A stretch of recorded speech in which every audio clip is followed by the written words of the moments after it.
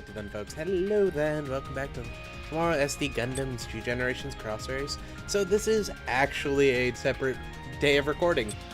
I kind of had to go into work for some stuff and hadn't come back till like, 3 a.m. or something, so that didn't really happen, and I totally forgot to do a group dispatch. Like, I was driving on my way back like, oh cool, well you get to get the rewards for that. Wait, never mind.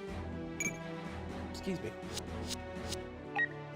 So real quick, we're going to stand by this, we're going to produce this, we're going to go grab this,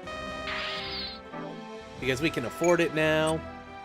So real quick, do you turn it? Yeah, so I'm just going to show this off, and then after we show it off for a little bit, we're probably not going to use it anymore, because if you look at the top left, it can't develop into anything.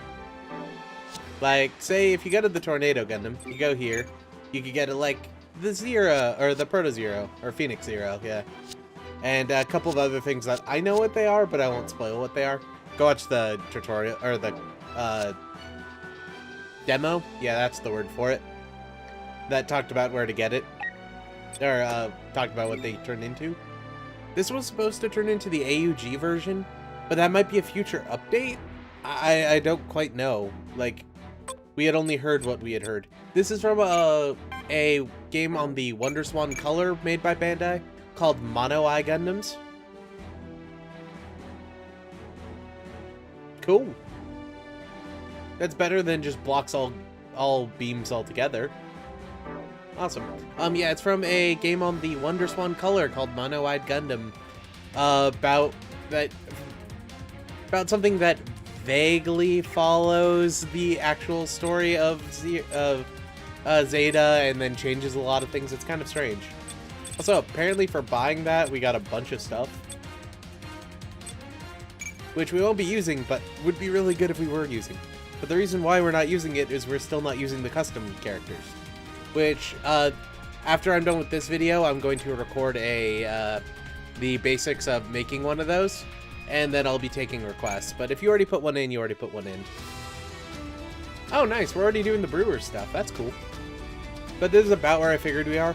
I really hope in this battle we get to capture some mobile suits. Also, holy crap, this thing's long. IBO's apparently 12 stages long, which is really cool, because I was expecting it to only be 5 and be, do you guys remember in Genesis, Missing Links? I was expecting another fiasco like that. But wow. Yeah, 00F is 13. Or no, that is 00. I was reading that one for some reason. Stargazer's only 2, that makes sense. Destiny is 9. Astray is 3. I can understand these because I've read the mangas and they're not that in-depth. Seed itself is only 9, but then, yeah, it goes to Destiny, so that makes sense. Endless Waltz being 2 makes sense. G-Unit being 4 is kind of strange. I'd see 3, but not 4. And then Wing is 8. And Gecko is 6. That's surprising. So yeah, we're going to be doing Beyond the Red Sky. So, I believe that they're actually going to explain the story enough to where, like, I am completely cool with doing it that way. Also, before I forget... Oh, cool. I didn't know that was a thing. So, because this is a PC version, I can also upload my own custom music if I so desire. Which I might. 24世紀初頭 Alright. 突如その姿を Let's see how that goes. If it's a bit too quiet, we'll boost it up a little bit, but let's see how that goes. So, I believe in this game's storytelling, weirdly enough, so I'm gonna just not really talk about it. Yeah. It gives you that warning literally every time you do anything. Like, ignore it unless you really need it. 自分たちの組織として新たな旗を掲げる3番組。クーデリアは彼らに改めて旅路の護衛を依頼するものの、己の理想実現のために少年たちの命を犠牲にするのではと、全てを割り切ることもできず、一人ない。しかし、彼らの捉え方は違った。Yeah, so remember how last episode I was talking about the corn thing? They grow a shitload of corn, but apparently they don't know what melons are. ええ、一応は。They need to hire botanists, but they never do. そのお金でやり取りされる人たちですよね。As I also mentioned before, they're about 10 pounds of scrap metal, according to one of the old books. 秋拾ってガチムチなやつがいたろ。あいつとあいつの周りにたむろってる連中がそれ。あいつらは自由になってもまともな仕事にありつけない。まあ、俺たちも似たようなもんだけど。Space rats are basically people who got kidnapped, abused, or born into slavery, and they're treated like slaves. It's completely fine under Galahorn too. あんたのおかげで俺たちは首の皮一枚つながったんだ。In some really creepy ways that we'll talk about later. But two of the major houses in Galahorn actually do side business in slavery. 命を懸けて戦うことでしか明日を渡れない少年たち。彼らにとってクーデリアの依頼は救いでもあった。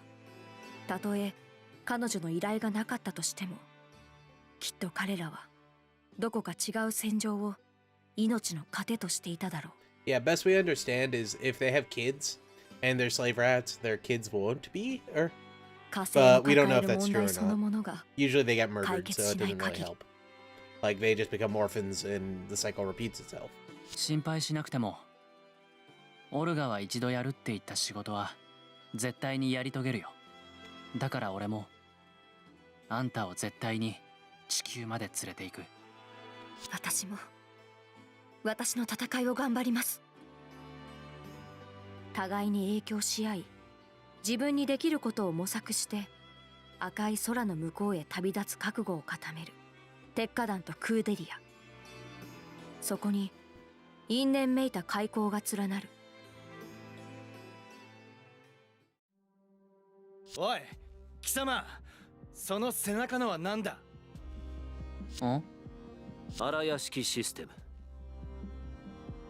荒屋敷？人の体に埋め込むタイプの有機デバイスシステムだったか。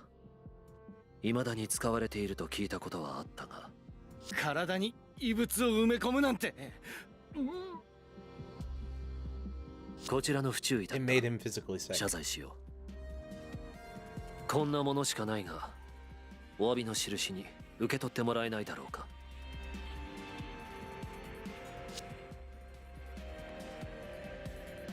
何かあればギャラルホルン火星支部まで連絡をくれたまえ。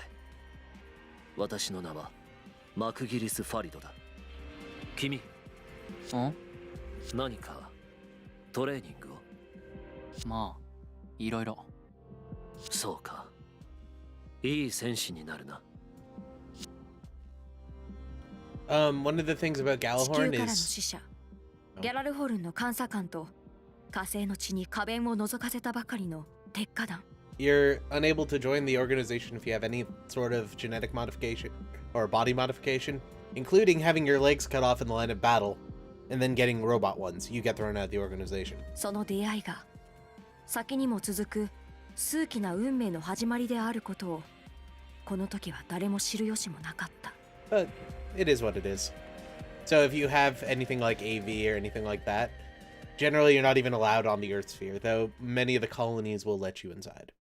You won't have really rights, but if you have money, money buys some things, you know? And a lot of like workers and factory workers and stuff have mechanical hands and feet. You know, the usual issues that work without safety instructions. 315 years at this point.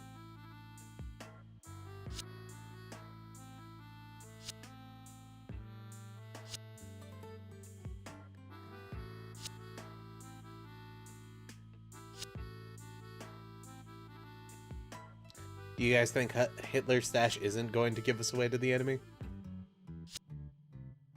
Hey.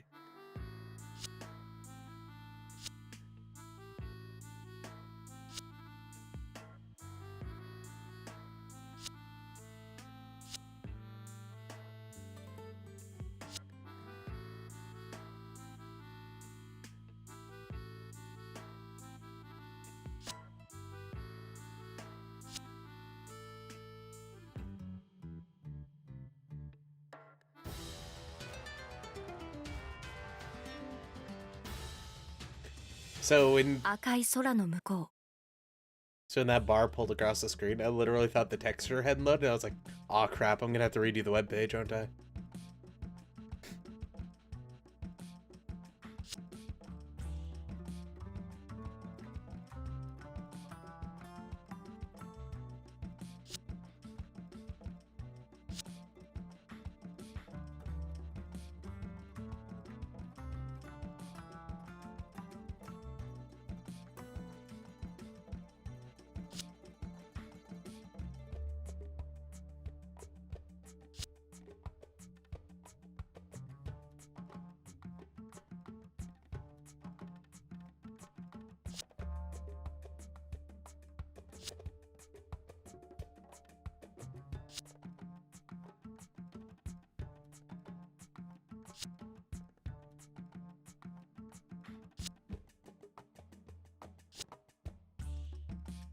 I was going to talk about that earlier too, but you know, the game actually goes over it, which is really surprising.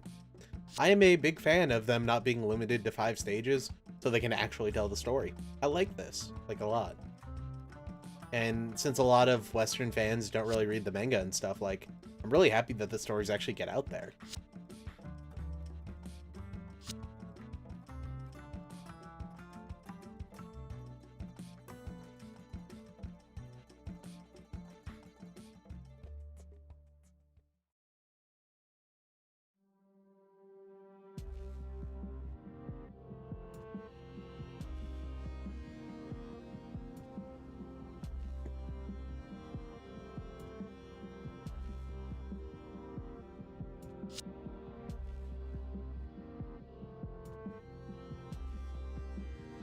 You know, it shows a good commanding officer who blames the lowest person on the rung that they can.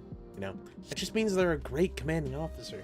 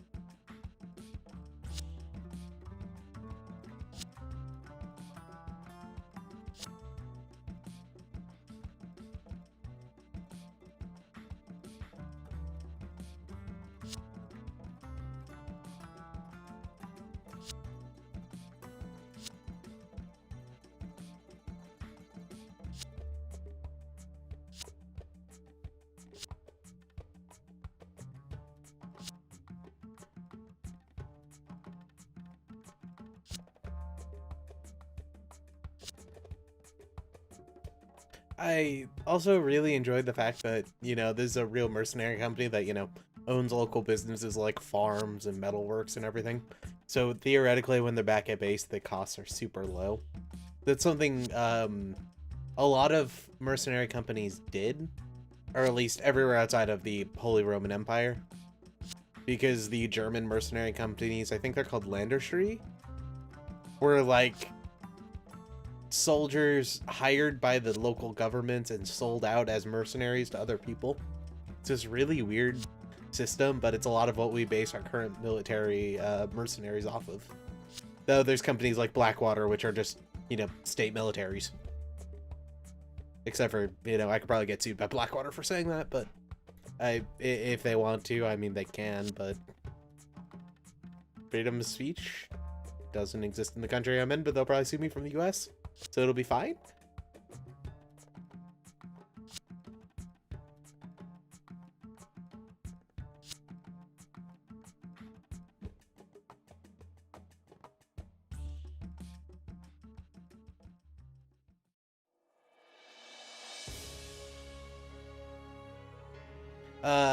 Atra was originally a shop worker.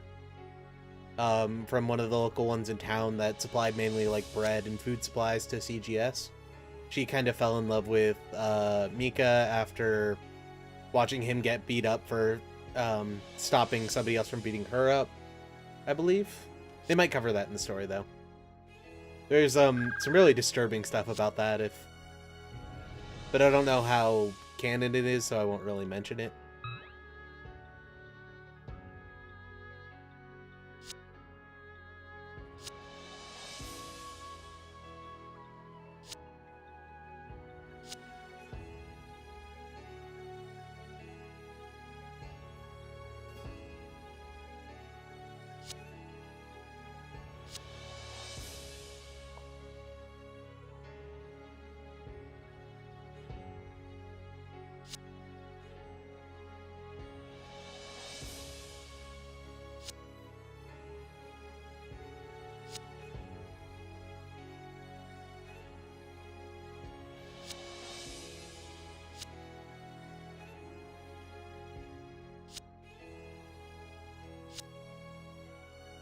Cordelia Aina Bernstein.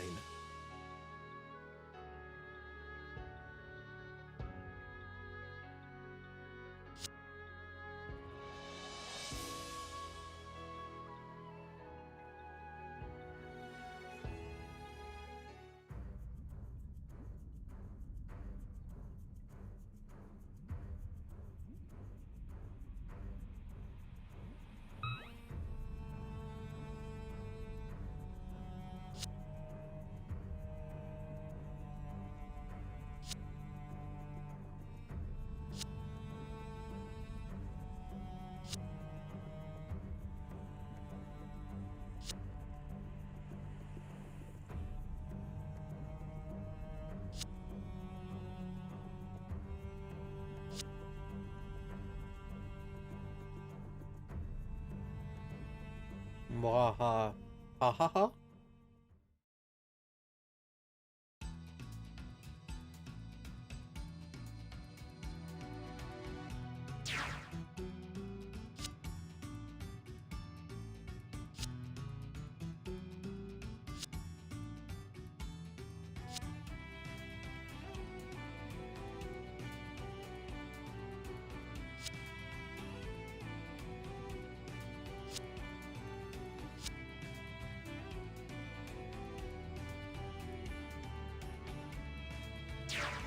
Hey, it's the generic ship. If we actually see that in battle, they legitimately called it the generic ship. Oh, hey, Ares brand Grazes. They're navy blue. Just to differentiate themselves from, you know, the regulatory fleet or the Earth branch or the colony suppression force. And that's a half-beak, I believe. Half-beak cruiser, they're pretty common in Galahorn. Apparently, they've been using them for about 150 years, to the point where one of the mafia people actually recovered a destroyed one and refitted it for use. We never get an explanation how he got that, but it happened. It's like, kind of wonder why Galahorn lets that kind of thing happen. And the grays they sell off actually comes up in Gecko, and it's used by somebody. It's like, really?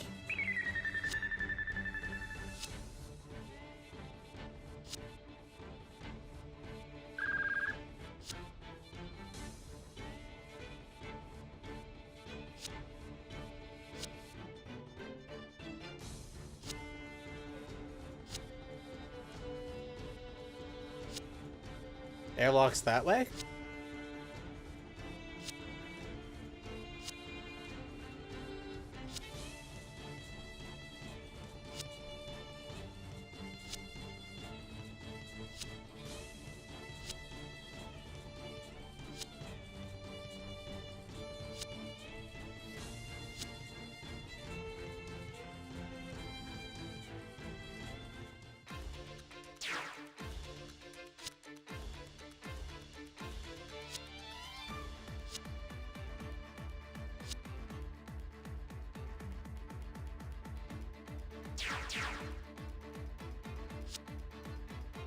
Oh, Coral's actually here?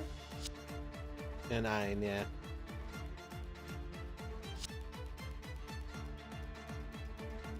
I wonder, why were there green grazes in the first mission and then blue ones in this one?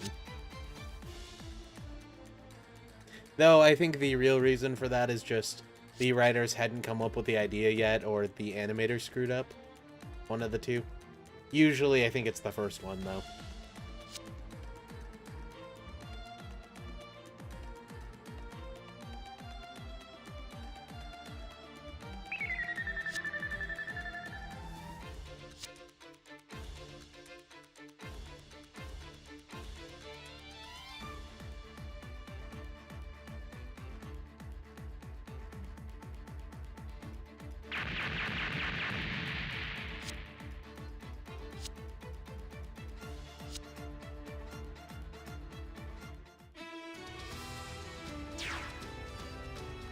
It's the Will-o'-the-Wisp.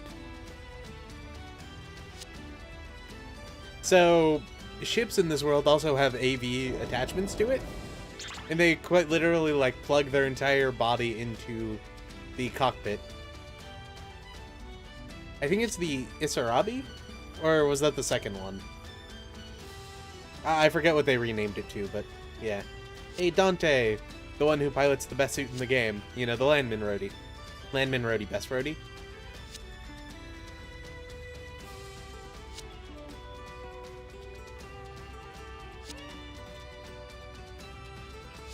Yeah, so the thing with ships in this world is they also run off Ahab reactors, but they're really big ones. So they're almost invulnerable. The only way to take out a ship is to light the thing off, cover the thing in napalm, and then send troops in to board. It's super, like, 17th century, and I absolutely adore it.